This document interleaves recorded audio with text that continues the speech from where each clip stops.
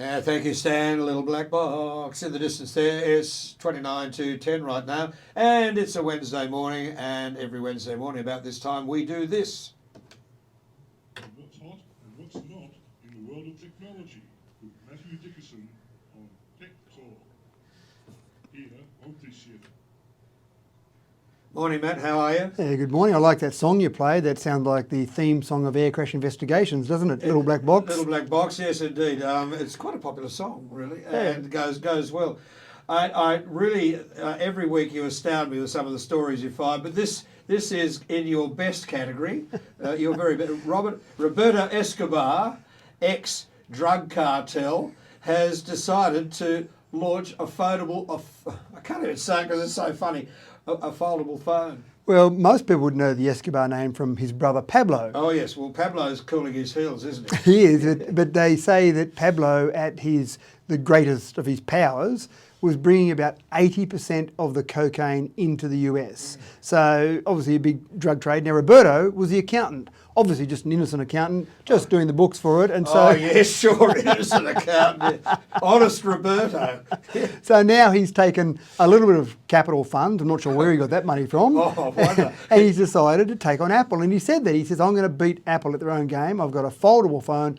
Apple don't have a foldable phone, so I've got one. The main issue I had was when I went looking for images or videos of this phone, I found some advertisements for the phone, but the advertisements had a number of scantily clad women dancing around and no image of the phone. So the ads that are actually advertising the phone, you can't see the phone. You can see lots of females and lots of female skin, but not any phones in that. And that's why you watched that video for a long time. Yeah, I had to watch it 20 times before. Yeah, I was searching for the video.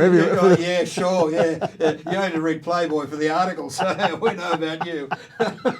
Okay, Facebook, Google have done something with the UK Conservative Party election ads, and of course the Conservative Party, or the UK elections are on tomorrow night. We'll get the results Friday morning here.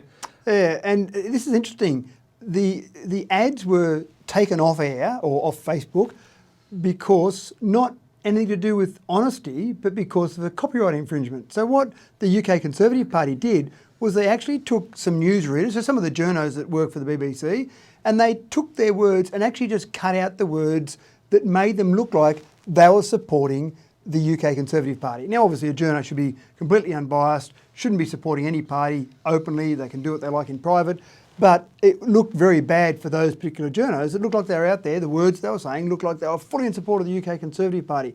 And complaints were made, but Facebook didn't take them down because of anything to do with them being untruthful or disingenuous or deceitful. Eventually, the BBC actually got their solicitors onto it and said, you're actually infringing our copyright because they're our journos. And so they finally had to take them down because of that. So it's a bit of a scary world out there in terms of truth in advertising, in particular political truth in advertising. Yeah, well, I'm wondering if knowing the laws here as we do for a community radio station, we did something like that, it would be off the air. Yeah. Seems ridiculous. They'd take us off the air completely. In fact, any television or radio station did that in Australia, you'd lose your licence on the spot. Yeah, but social media... Yeah, well... Different ball game. Different ball game, yeah. Now, students are benefiting... I've actually heard a little bit about this. There's a pouch. Yeah. You can put your phone in at school and it doesn't work, and then they pick up the pouch at the end of the day. It's happening in South Australia. I don't know what's happening here yet. No, I haven't seen any examples around New South Wales, and this pouch is not a brand new pouch. There are some comedians, for example, who use it in their concerts. When you walk in, you put your phone in the pouch, and it's electronically locked. So there's an actual magnet on there that electronically locks the pouch, and it's got to be unlocked electronically. So once you put it in there, you can't just decide to go and grab it and take it out again. It's, for example, you go into a concert, it's locked at the beginning and then unlocked at the end of the concert so you can get your phone back. And so the idea is that that's it. You can't touch your technology. You're not tempted to, well, you might be tempted, but even if you're tempted, you can't actually touch it. And they're trying this in a South Australian school. And one of the concerns for the school was that kids at recess and lunchtime had their heads buried in their phones and they're playing on their phones. And the teachers were worried about whether or not they were really interacting with each other. And already, there's no hard data to show this, but already anecdotally the teachers are saying when the kids come to school, drop their phones in the pouches, there's suddenly more noise at recess and lunchtime because kids are talking with each other. They might even be playing a bit of sport. They might even be running around the playground and having conversations and fun and playing tip or touch footy or whatever it might be. And so already they're seeing some positive benefits out of that. Yeah, there's a private school in Sydney that actually banned phones and did the same thing. They've got lockers at that school. You put your phone in your locker. And the deputy principal said, yeah, the cricket bats started coming out. It's an all-boys school. Cricket bats started coming out again. Yeah. Okay, very quickly. Oh, look, this one's for me. Not so much the pills, but certainly the key finder.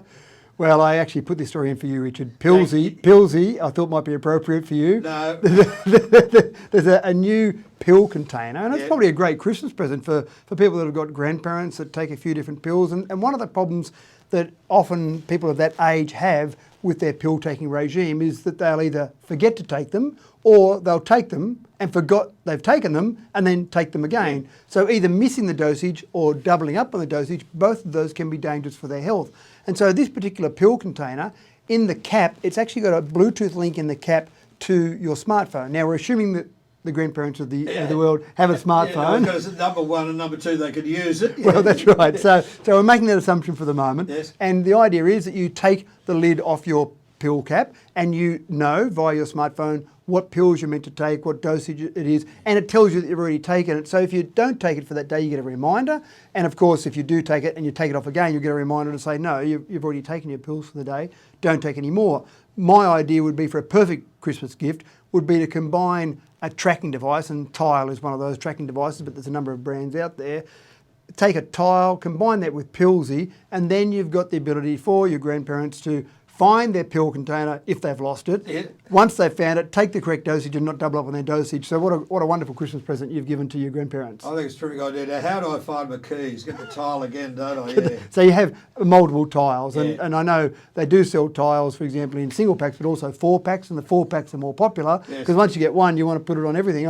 I'm waiting for something to come up small enough for glasses because a lot of people tell me they lose their glasses, and the tile's a bit large to stick on your glasses, but I'm sure someone's working on something small enough to put on a pair of glasses. Yeah, well, someone can give me a Christmas present so I can find my keys. Oh, it's terrible. I don't lose my glasses, I don't lose my phone, but I do lose I put them down. I try and put them down in the same... I can't get my head around Well, that. Tile would be perfect for you. Put it on your keys and they're really- fantastic. It really, look, mate, we're way over time, but I do want to do these last couple of stories very, very quickly. Sure. Nokia, they're going to bring out a smart TV. Well, it sounds... Nokia phones, mate, phones. It does sound strange, doesn't it? Yeah. You hear Nokia, you think mobile phones, and you think mobile phones of yesterday, not of today. But the brand Nokia is still an incredibly strong brand. So it's not actually Nokia, the company. The company's been broken up and sold off to various other companies. But there's another company that's manufacturing TVs. I was going to say, who's doing them for Nokia? I bet it's India or China. Well, yeah, it's a country that you can imagine produces a lot of bulk and has very low cost of labour.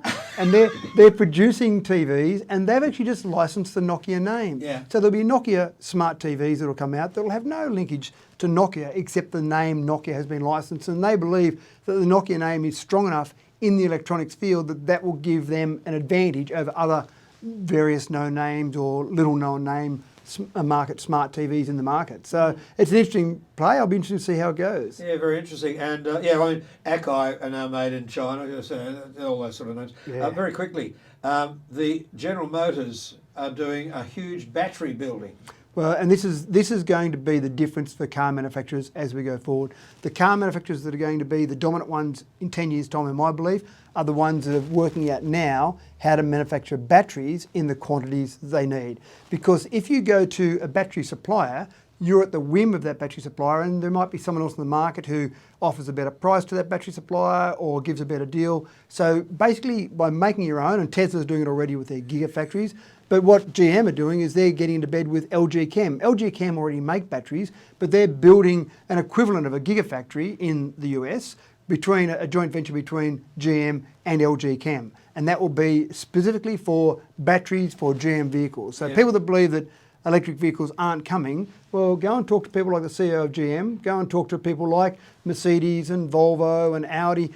So many different manufacturers now are making electric vehicles, and they're gearing up for mass production of electric vehicles. Indeed, I know Merck are, and looking at the latest Merck magazine, certainly they're gearing up there. They've got a nice SUV coming out into the market next year. Yeah, and I took a Jaguar. There's a Jaguar in Dubbo at the moment at the dealer here. I took a Jaguar I-Pace for a drive the other day. Yeah. So they're coming, but it's not just a little niche product. When you see GM building a factory the size that they're building, just for batteries, you know that there's some serious plays happening in the market, in the motor vehicle market. All right, Matt, always good talking with you. Tech Talk. Will we see you next week? Yeah, why not? Why not? Week after it'll be a bit hard. Oh, might be a bit tricky. You should pre-record one.